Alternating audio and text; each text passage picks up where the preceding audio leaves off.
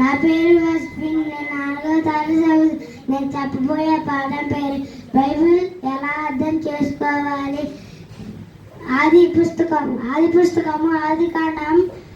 ఆదికాండము అంతం పుస్తకం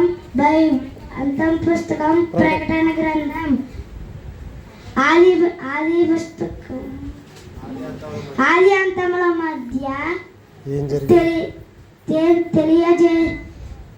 ఏం జరుగుతుందో ఏం జరగబోతుందో మనకు